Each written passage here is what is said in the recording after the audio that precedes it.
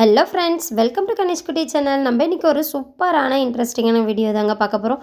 ஸ்பெகடி எவ்வளோ சுலபமாக செய்கிறதுன்னு தான் பார்க்க போகிறோம். வாங்க வீடியோக்குள்ளே போகலாம். அதுக்கு முன்னாடி நம்ம சேனலை நீங்கள் இப்போ தான் ஃபர்ஸ்ட் டைம் பார்க்குறீங்கன்னா சப்ஸ்கிரைப் பண்ணி வச்சுக்கோங்க. வாங்க வீடியோக்குள்ளே போகலாம். 6லேருந்து 7 தக்காளியை வேக வச்சு எடுத்து வச்சுருக்கேன். 4 தக்காளிக்கு சின்ன சின்னதாக கட் பண்ணி வச்சுருக்கேன். சின்ன சின்னதாக 5 வெங்காயம் கட் பண்ணி வச்சுருக்கேன்.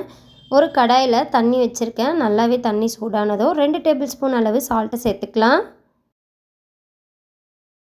ஒரு பேக்கெட்டு ஸ்பெகடி வாங்கி வச்சுருக்கேன். அதையுமே உள்ளார சேர்த்துடலாம்.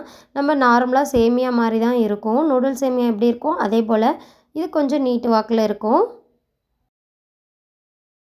1 டேபிள் ஸ்பூன் அளவு எண்ணெய் சேர்த்துக்கலாம். நல்லாவே வெந்து வரட்டும். நல்லாவே மிக்ஸ் பண்ணி விட்டுட்டு மூடி விட்டுடலாம். 2லேருந்து 3 நிமிஷம் வரையிலும் வேகிறதுக்கு டைம் ஆச்சு. வெந்த பிறகு வடிகட்டி எடுத்து வச்சுக்கிட்டேன். இருக்கட்டும். அதே கடாயிலேயே 2 டேபிள் ஸ்பூன் அளவு எண்ணெய் சேர்த்துக்கலாம். ஸ்பெகடியை நல்லாவே ட்ரை பண்ணிவிட்டு ஆற வச்சு எடுத்து வச்சுருக்கேன். இருக்கட்டும். பெரிய சைஸில் 2 பூண்டு எடுத்து தோல் எடுத்துகிட்டு இதே போல் சின்ன சின்னதாக கட் பண்ணிவிட்டு எண்ணெயில் சேர்த்துக்கலாம். பூண்டு நல்லா வதங்கி வர வரையிலும் நல்லாவே வதக்கி விட்டுக்கலாம். நல்லா வதங்கி வந்தால் தான் வாயில் கடிப்படுறப்போ நல்லாவே இருக்கும் பூண்டு. கேஸை மீடியம் ஃப்ளேம்லேயே வச்சுட்டு நல்லாவே வதக்கி விட்டுக்கலாம். நல்லாவே வதங்கின பிறகு கட் பண்ணி வச்சுருக்க வெங்காயத்தை உள்ளார சேர்த்துடலாம். பாருங்கள், இதே போல் சின்ன சின்னதாக தான் கட் பண்ணணும்.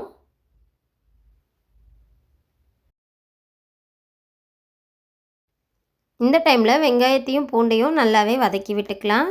1/4 ஸ்பூன் அளவு உப்பு சேர்த்துக்கிறேன், வெங்காயம் நல்லா வதங்கி வர்றதுக்காக. கட் பண்ணி வச்சுருக்க தக்காளியுமே உள்ளார சேர்த்துடலாம். நல்லா பொடிசாகவே கட் பண்ணி எடுத்துக்கலாம். அப்போ தான் நல்லாவே மசிஞ்சு வரும்.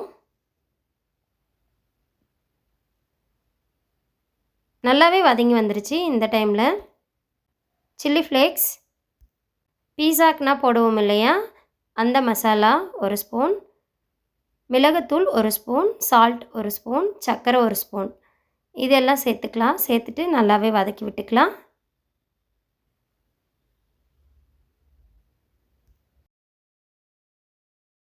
இப்போ நம்ம சேர்த்துருக்க மசாலா எல்லாம் ஒன்றோட ஒன்று சேர்ந்து நல்லா பச்சை வாசனை போகிற வரையிலும் வதக்கி விட்டுட்டேன். இந்த டைமில் நம்ம வேக வச்சு எடுத்து வச்சுருந்த தக்காளியை ஆற வச்சுட்டு அரைச்சி இதில் சேர்த்துக்கிட்டேன்.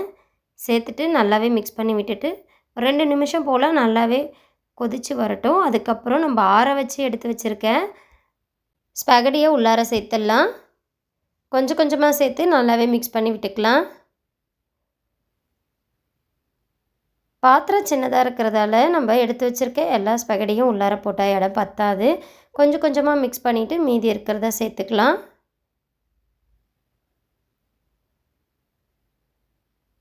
பார்க்குறப்பவே நல்லா ஜூஸியாக இருக்குல்ல, சாப்பிட்றதுக்கும் அதே போல் தான் இருந்தது.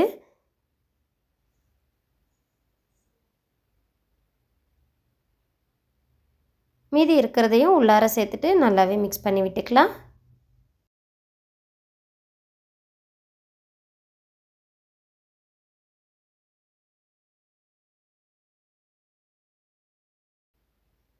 அவ்வளோதான், மசாலாவும் ஸ்பெகடியும் நல்லாவே மிக்ஸ் ஆகி வந்துருச்சு. இப்போ ஒரு பவுலுக்கு மாற்றிடலாம். அவ்வளோதாங்க, சுட சுட சூப்பரான டேஸ்ட்டில் செம்மையாக ஸ்பெகடி ரெடி ஆகிடுச்சு.